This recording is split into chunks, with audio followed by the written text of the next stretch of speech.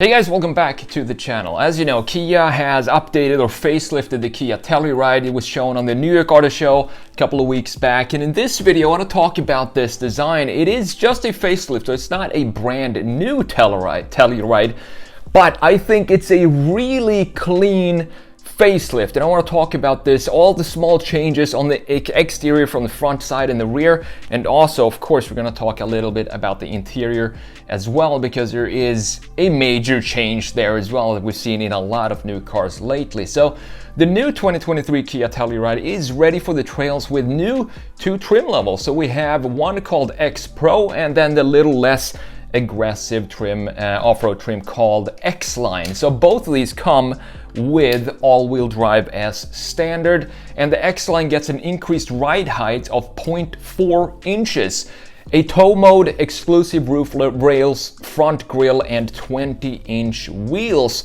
And the more advanced X Pro gets a 110 volt outlet in the rear and 18-inch wheels instead of the 20, with all-terrain tires that, in my opinion, make it look a little more purposeful. It can also tow up to 5,500 pounds, and that's 500 more than before. Hill descent control is now added as a standard feature on all new 2023 Tellurides. It doesn't matter the trim level or if it's an all-wheel drive or a front-wheel drive.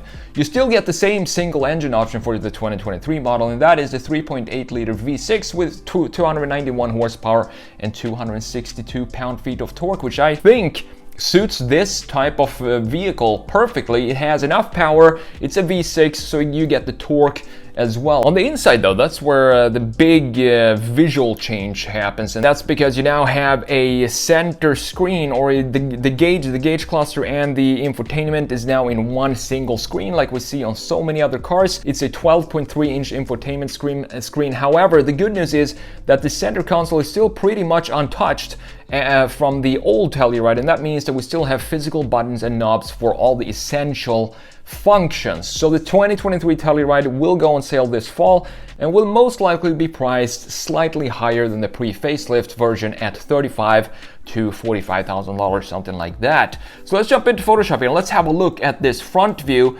and why I really like this facelift. So we have the old, this 2020, so it's a pretty close facelift. 3 years seems to be a good timeline before you refresh the model, and since this is selling so well in the US, I guess they wanted to keep it relevant by updating the interior and the exterior. So we have a very clearly defined front fascia with a clear ID of what this is. We have the tiger nose right here with the dips in the middle. This is the, as you know, the tiger nose grille specifically for Kia, and this is one of their key graphic elements that shows that it is a Kia and nothing else. We have the old logo here in the center, and we also have Telluride spelled out on the front end right here, and we have this rectangular daytime running lights right here in amber color, which I actually liked when it came out. I think it looked really cool to have them be amber and not just white. It sets it apart even more. But down here it gets a little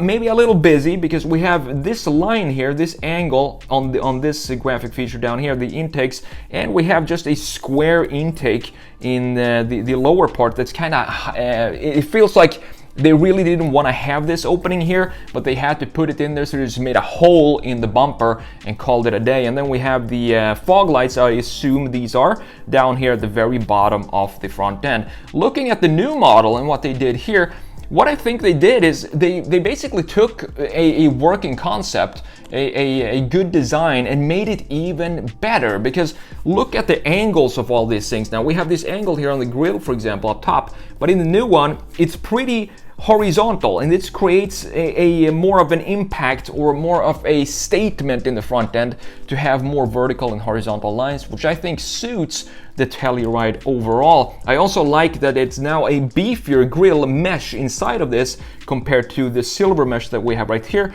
And if you look at the middle, we have the new logo here, but the Telluride spelled out letters on top of the hood are now gone, and I think I prefer it without it because it makes it look cleaner. We still have it in the rear though, so you can have it on one spot, maybe not both the front and the rear.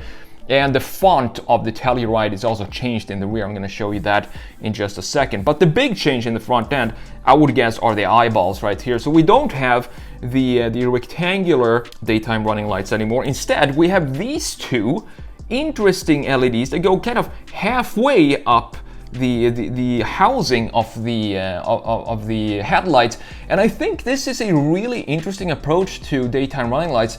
It's a very simplistic approach to the design, and it kind of makes you wonder why they didn't push them all the way up here. But if you look closely, you can see that the main headlights are actually these bulbs that you have right above the daytime running lights. So you can't have these stick all the way up, because then you're gonna have to put a BMW style headlight above that. So I think this is a good mix between something new, that you have an LED inside of a housing that doesn't really seem to fit the housing properly, but it makes for an interesting graphic feature, this design right here, while still keeping it very identifiable by having two single small little slots lighting up at daytime.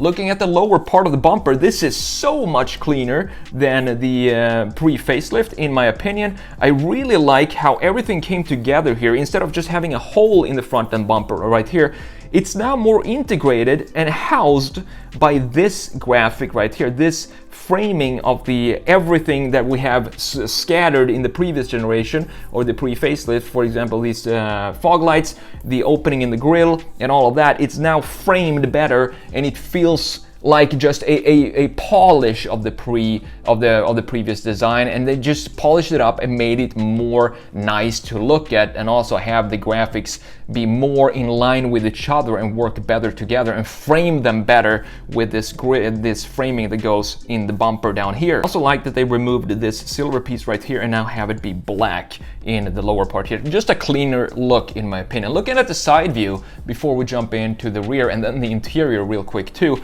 One thing that's really interesting about this design is this little thing or indent in the body. It feels like it is a South Korean brand, and as you know, South Korea, they like to stylize cars just for the sake of styling, and I really like that in some ways. But sometimes it can get a little too overstyled. I think this is a good balance between overstyling or having that South Korean design philosophy while still keeping it very, very clean. This is one of these things that you just wonder why they added it there, and it creates almost like a talking point when you look at this design. It makes it more interesting than to just have it be flat like we have right here. If we were to copy paste this and add it there, it's not going to be as interesting, and it's not going to be as South Korean than if we were to have this thing on the front door. I really like this shoulder line in the old generation, and this is obviously carried over. We're not making any big changes like that in a facelift, so this is still intact with the clean shoulder line going right here, as you can see. And we also have a cleaner the lower part, the lower that sits closest to the body, to the floor, to the ground, now looks a lot cleaner as well, in my opinion. Specifically right here in the rear, you can see we have a silver diffuser, we have some black cladding going here. Now we just have a straight line cutting into the body like that, creates the bumper in the rear. So basically, same thing here in the side view, just polishing things up and make it better and make it more, reduce some of the angles in the graphic features to emphasize what the essence of the design more. And same thing in the front end. You can see we have an angle right here and this silver piece right here, which is now a lot cleaner looking at it from a side view with just two angles, two lines going in like this, housing the air intake in the side. You can also see that this is, I believe, the X Pro trim, where you have the 18-inch wheels instead of 20s with all-terrain tires. And looking at the pattern of these tires, I think it looks a lot better than having them be almost low-profile sport tires on an SUV of this size. So I think it's really cool that they added these type of trim levels to both the Telluride here and the Sportage as well, which is another design that I think Kia are having a lot of fun with.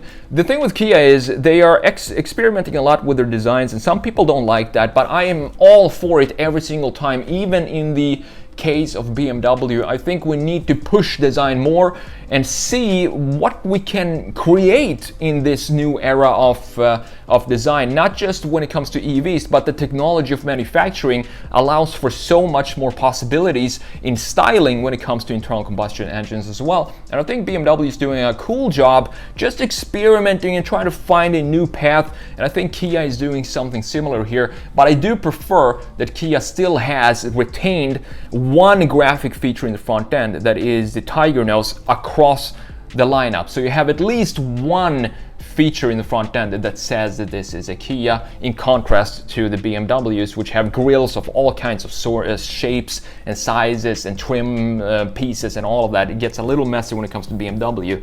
Looking at it from a rear view, this is of course the 2020 up here and the 2023 down here, and this looks so clean. Look at just the details inside of the housing of the taillight, for example. We have this additional bar right here on the outside, very far corner of the taillight.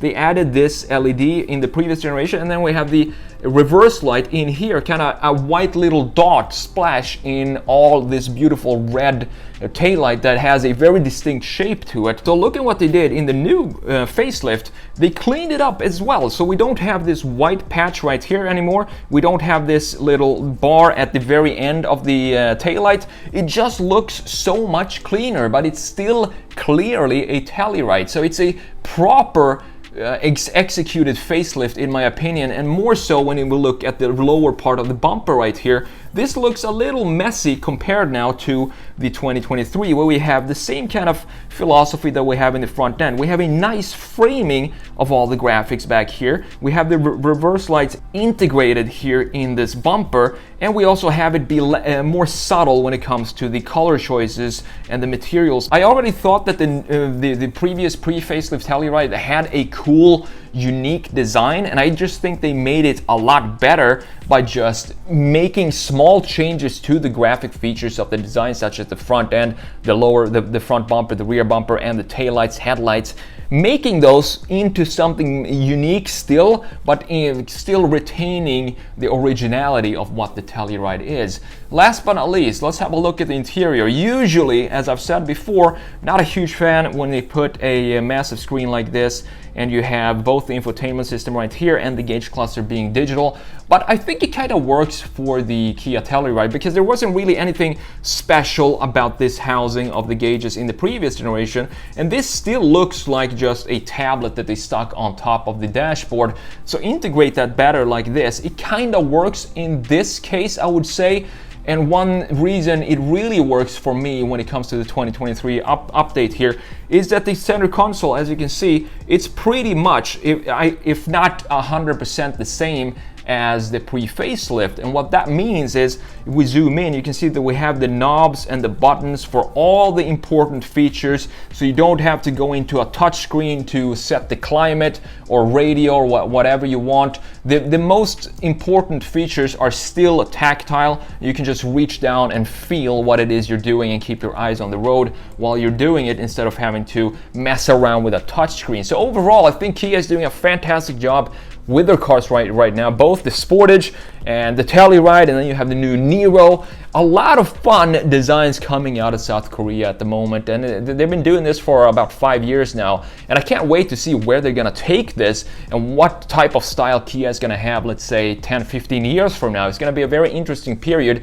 especially for car designers. So if you're looking for a car design job, I would definitely, as I said before as well, try to get over to South Korea and get a job at either Kia or Hyundai, because as I said, it seems like they're having the most creativity at the moment and more freedom to create whatever they want and experiment with new designs.